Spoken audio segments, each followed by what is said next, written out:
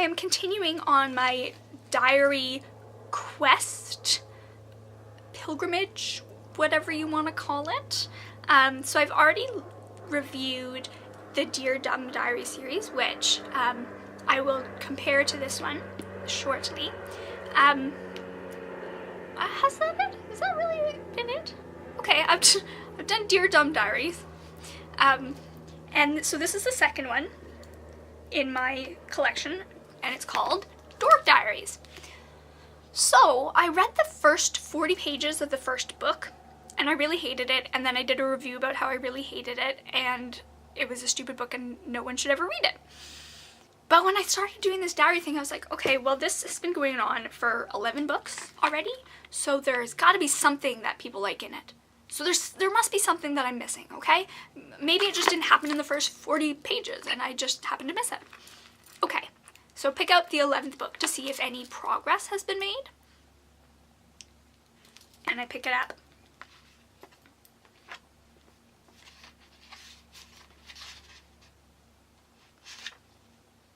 And the first sentence, sorry, I had to like flip to the first page very like precisely for some reason.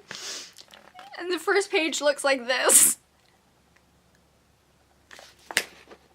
So, in short, it had not redeemed itself in my eyes. And I always feel bad putting up bad reviews, but like that's the thing that you have to do if you review things. You can't just sugarcoat it and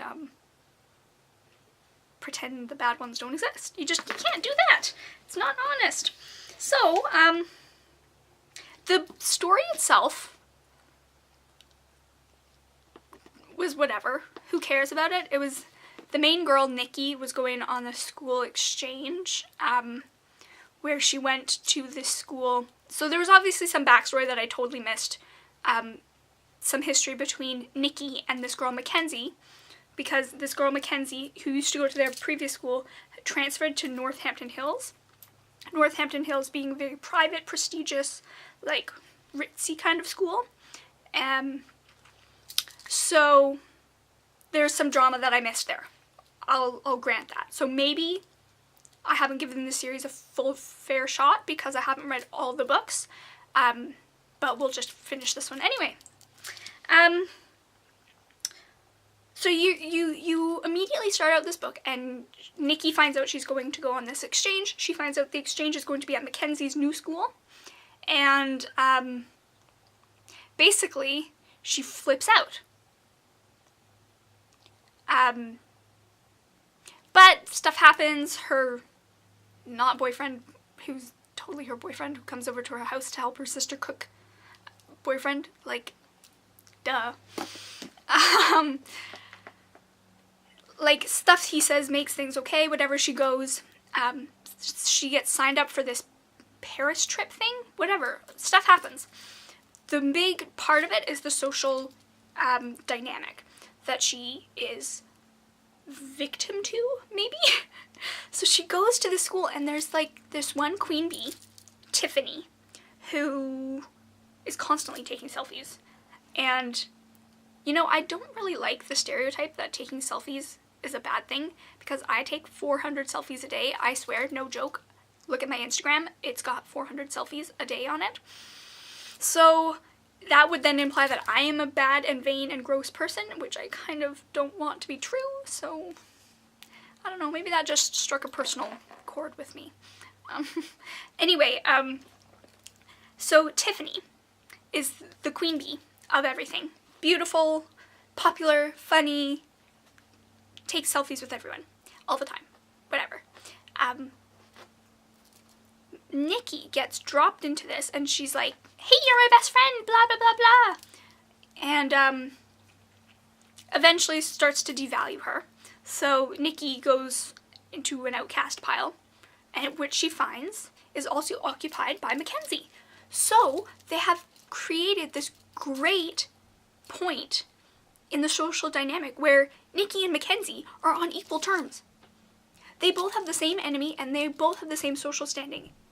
And that was such a unique point that, like, it was such a good opportunity for the author to bring Mackenzie more into a characterized role rather than just a static bad guy character. Like, to give them more human qualities, see that they're maybe not so different as we thought they were, that would have been really interesting for her character.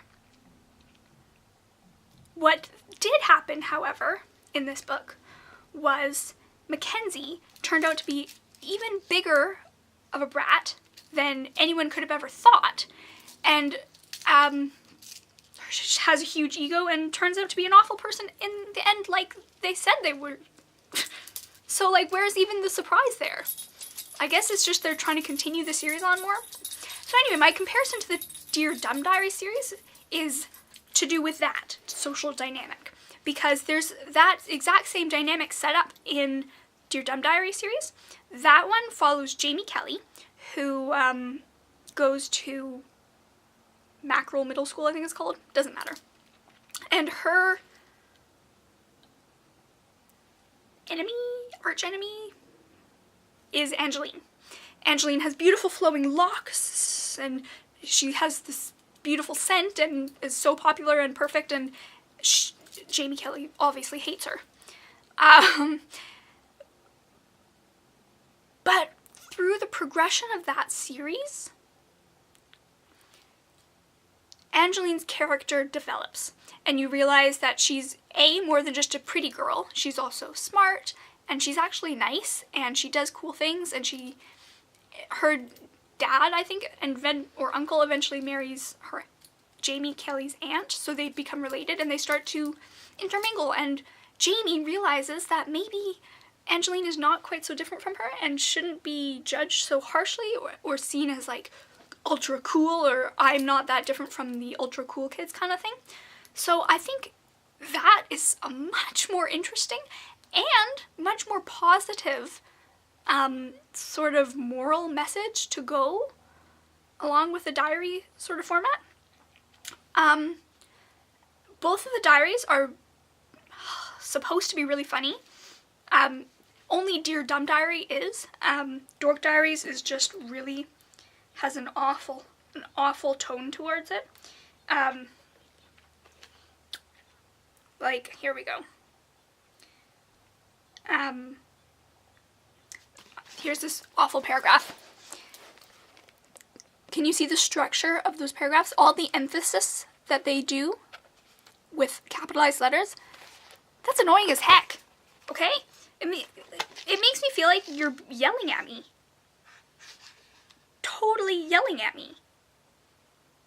And then, so the other part, the other just little quibble that my friend and I, we were just talking about this book, and she brought up the sort of political incorrectness to use the word dork, or like cultural appropriation to do with dorkdom or nerddom.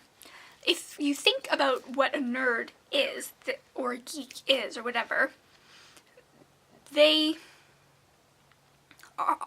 are these little geeky, maybe socially awkward and obsessive and blah blah.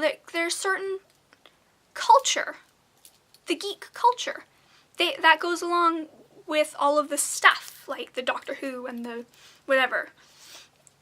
I'm not saying that if you like Doctor Who, you're socially awkward. This could turn into a really bad video. I'm so sorry. Anyway, but people are using that label and taking all of the culture that goes with it. So like the Doctor Who culture, or the Harry Potter culture. But they're ignoring all the struggles that group of people have undergone. Like, they were bullied, right? There's bullying that's gone on. So every time that you say, oh, I'm such a nerd for liking Harry Potter, just like pat yourself on the back and say, good job. You just culturally appropriated somebody. I know sometimes political incorrectness goes too far. This might be one of those times, but it's interesting. I wanted to put it out there anyway. So I think that's all I have to say about Dork Diaries. This turned into a ramble of a video. I hope you guys don't hate me for it, but there you go. There's Dork Diaries number 11, Tales from a Not-so-Friendly-Frenemy. Don't go and read it because it was a bad book. That's your too long didn't read. Anyway, till next time. Bye, guys.